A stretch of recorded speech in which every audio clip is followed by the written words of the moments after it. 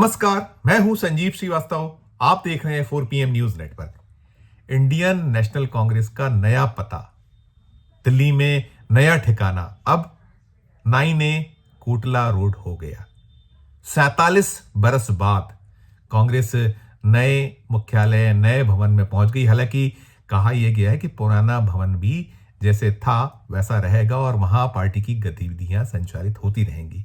कांग्रेस का सफर यदि हम देखें तो बड़ा रोचक, एक लंबा सफर है। आजादी के पहले से लेकर और अब साल 2025 तक कांग्रेस का उदय, कांग्रेस का गठन 1885 में हुआ था और 139 बरस पुरानी ये कांग्रेस, बहुत सारे उतार चढ़ाव इसने देखे।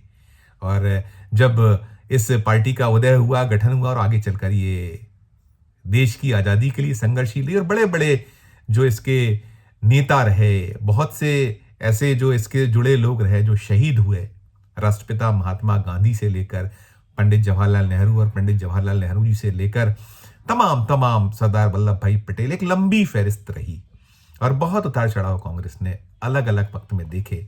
और जब आजादी मिलने का वक्त आया तो जो ये पार्टी का जो मुख्यालय यदि बहुत स्मरण में है, ध्यान में है, तो 1930 में इलाहाबाद, जिसे अब प्रयागराज कहा जाता है, वहां ये 1930 में एक स्वराज भवन, जो नेहरू गांधी परिवार है, पीढ़ियां हैं, मोतीलाल नेहरू जी ने वो जो आनंद भवन उनका बना नया, तो उन्होंने जो पुराना उनका भवन रहा था स्वराज भवन, वो कांग्रेस के मुख्यालय के तौर पर वहां स्थापित हो गया। पहले उन्हीं के घर से ही कांग्रेस संचालित हुआ करती थी, बाद में बकायदा जब नए भवन में भी पहुंचे तो स्वराज भवन मुख्यालय हो गया।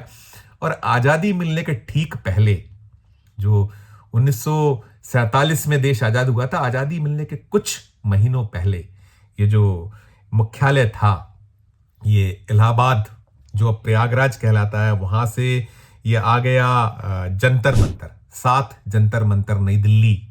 और आजादी के कुछ महीनों पहले 15 जून 1947 को ये जो 7 जंतर मंतर में शिफ्ट हुआ था प्रयागराज से, मुख्यालय पार्टी का जो इलाहाबाद कहलाता था पहले, वो बैठक वहां एक CWC की हुई और फिर कांग्रेस का कारवां बढ़ता चला गया। देश आजाद हुआ और पहले आजादी की लड़ाई लड़ते रही, कांग्रेस के नेता लड़ते रहे, कांग्रेस लड़ती रही। और बाद में जब हाथों में बागडोर आई देश की, तो पंडित जवाहरलाल नेहरू जी ने स्वप्न दृष्टया, प्रधानमंत्री कहा जाता, उन्होंने देश को बनाने, देश को एक नया स्वरूप देने के लिए जो कुछ हो सकता था वो किया। और उनके साथ कांधे से कांधा मिलाकर जो कांग्रेसी थे वो साथ देते रहे, चलता रहा मामला। और एक दौर 1969 में ऐसा आया जब कांग्रेस दो फाड़ हो गई। नेहरू जी की मृत्यु के बाद, देहावसन के बाद, तो वहां कांग्रेस O और कांग्रेस R बनी।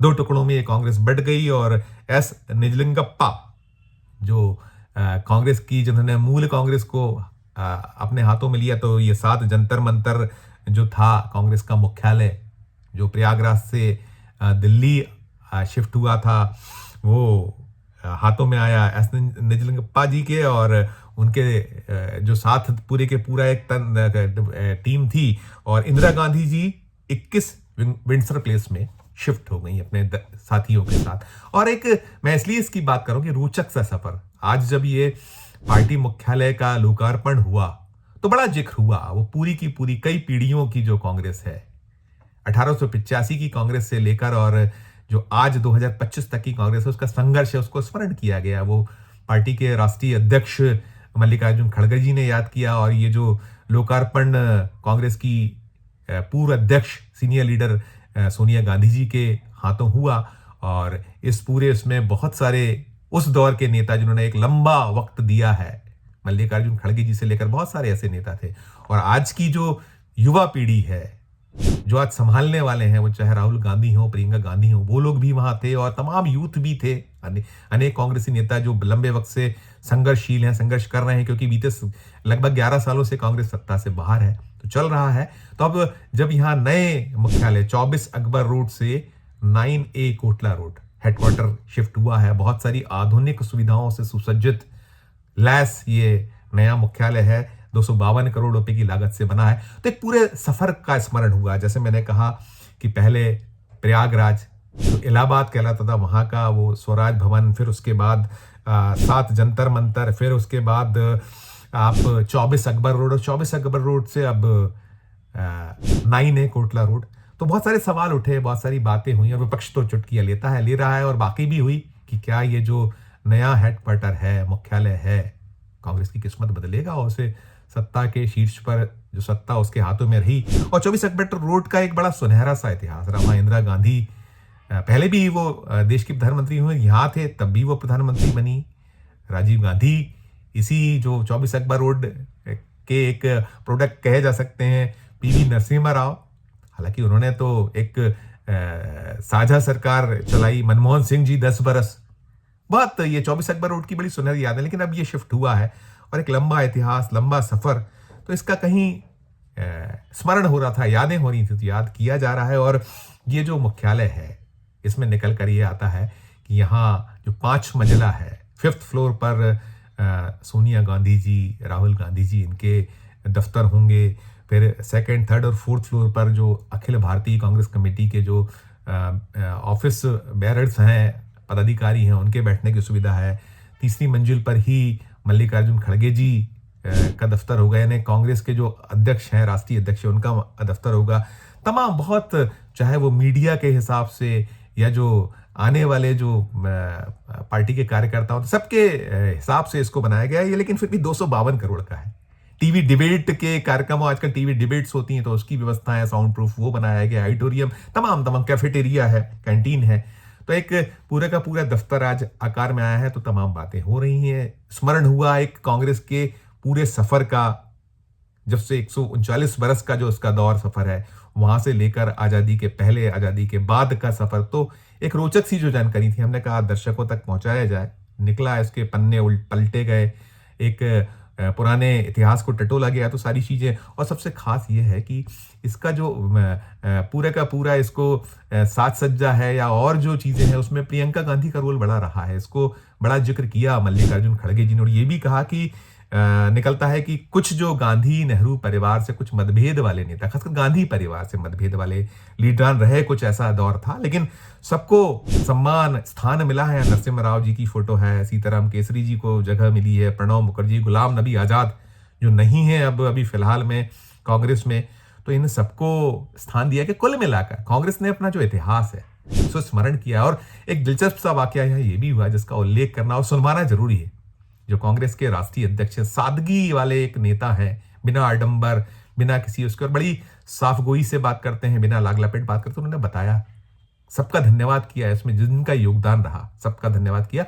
और साथ में उन्होंने एलएनटी का खास धन्यवाद किया कि उसने बनाने में बहुत अहम भूमिका, और ये जो इसका पूरा वास्तु जो है, उसको जो आर्किटेक्चर है, उसके आर्किटेक्ट हैं वो हैं हाफिज कॉन्ट्रैक्टर, जो बहुत बड़े देश के जाने माने वास्तुविद हैं। तो जिक्र तमाम हुआ, तो मल्लिकार्जुन खड़गे ने धन्यवाद दिया एलएनटी का, और ये भी कहने से नहीं चुके कि बहुत सारा पैसा भी देना है। मतलब कांग्रेस की हालत जो आर्थिक तौर पर, वो उसमें उन्होंने बताने में कोई पर नहीं। सुनिए उन्होंने क्या कहा धन्यवाद देने के साथ साथ, सुनिए आप। मैं एल&टी कंस्ट्रक्शंस, आर्किटेक्ट और निर्माण में लगे सभी श्रमिक भाई बहनों का भी धन्यवाद करता हूँ, क्योंकि लेकिन उनका तो मैं ये कंपनी का तो धन्यवाद करता हूँ, लेकिन कंपनी के सीईओ ने एक बात बताई कि 90 आवर्स काम करना चाहिए, ये इसका नहीं मानता मैं। ऐसे लोग भी है जो 90 घंटे काम करता है। अरे मजदूर 8 घंटे में काम करता है तो थक जाता है। इसीलिए पंडित जवाहरलाल नेहरू जी और डॉक्टर अंबेडकर ने ये फैक्ट्री एक्ट बनाते वक्त उन्होंने कहा था कि 8 घंटे से ज़्यादा नहीं, और उसके बाद कोई 9 घंटे बोले। लेकिन इन्होंने तो एकदम 12 घंटे 14 घंटे बोल रहे हैं। वो एक को छोड़ना चाहिए। लेकिन मैं कंपनी को अपना धन्यवाद देता हूँ, क्योंकि उन्होंने बहुत अच्छा काम करके दिया है। तो सुना आपने, ये मल्लिकार्जुन खड़गे जो बता रहे थे कि कुछ पैसा देना, लेकिन उन्होंने ये भी कहा कि भाई 90 घंटे काम को हम जो एलएनटी के चीफ हैं उससे इत्तेफाक नहीं रखते। जो नेहरू या जो संविधान निर्माता डॉक्टर भीमराव अंबेडकर साहब, बाबा साहब ने एक पूरी की पूरी जो ये पॉलिसी बनाई थी लेबर को लेकर कि 8 घंटे से ज़्यादा काम लेना, उसका भी उन्होंने जिक्र किया, उल्लेख किया। और साथ में इस मौके पर जो प्रदेश कांग्रेस कमेटियों के अध्यक्ष और अन्य जो कांग्रेसी आए हुए थे अलग अलग राज्यों से, उनको कहा गया मल्लिकार्जुन खड़गे की ओर से कि आप ज़रूर जो सुप्रीम कोर्ट का एक वर्डिक्ट है जिसमें कहा गया है कि वो पुरानी जो एक उसकी आदेश है उसके अकॉर्डिंग जो जहाँ जहाँ जिन जिन सूबों में जो भी हमारी ज़मीनें रही हैं एक दौर तक, एक जो वक्त उसका कट ऑफ डेट उन्होंने बताई और कहा कि वो उसको हासिल करने का प्रयास कीजिए, लीजिए उसको, और हर राज्य में एक अच्छा दफ्तर हो, ब्लॉक स्तर तक कार्यालय हो। इसकी जिम्मेदारी अब जो प्रदेश के पदाधिकारी हैं, प्रदेश के जो चीफ हैं, उनकी होती है, ये भी उन्होंने अपील की। कुल मिलाकर एक पूरे का पूरे पन्ने इस मौके पर पलटे गए। जो अब 24 अकबर रोड से 9A कोटला रोड पर ये जो कांग्रेस का मुख्यालय शिफ्ट हुआ है, और बात यही है, सवाल यही है कि क्या ये किस्मत चमकाएगा कांग्रेस की। और वैसे कहा तो यही जाता है कि सब कुछ पुरुषार्थ से होता है। जो भगवान श्री कृष्ण ने गीता में कहा है कि कर्मण्येवाधिकारस्य, यानी कर्म करिए और फल की इच्छा मत करिए। तो देखिए जो कुछ होगा बाद में सामने आएगा, लेकिन हाँ, वक्त की जो आवश्यकता है, आज जरूरत है, आपको एक श्रम परिश्रम और एक अच्छा एटमॉस्फेयर चाहिए, तो वैसा दफ्तर पार्टी के जो अभी खेमन हार है कांग्रेस को, उन्होंने देने का प्रयास किया। और ये भी तुलना हुई कि बीजेपी की तुलना में बहुत सस्ता है। 700 करोड़ के आसपास का मुख्यालय भारतीय जनता पार्टी का दिल्ली में है, उसकी तुलना में 252 करोड़ का है, ये भी कहा गया है, इसकी तुलना हुई है। लेकिन तुलना अपनी जगह है।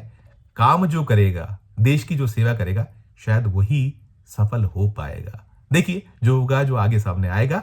इस जो एक आज के संदर्भ में लगा कि दर्शकों तक कुछ रोचक जानकारियां हैं जो पन्ने पलटे इतिहास के, तो आप तक पहुंचाई जाए, तो आपके नजर की हैं, प्रस्तुत की हैं। इस पूरी खबर को लेकर जो भी आपकी टिप्पणी हो, हमारे वीडियो कमेंट बॉक्स में जाकर जरूर कीजिएगा। खबर अच्छी लगे तो हमारे चैनल को लाइक कीजिए, सब्सक्राइब कीजिए, ज्वाइन का बटन दबाए तो ज्वाइन का बटन भी जरूर दबाइए। प्यार और स्नेह बनाए रखिए और देखते रहिए 4PM न्यूज नेटवर्क। धन्यवाद, नमस्कार।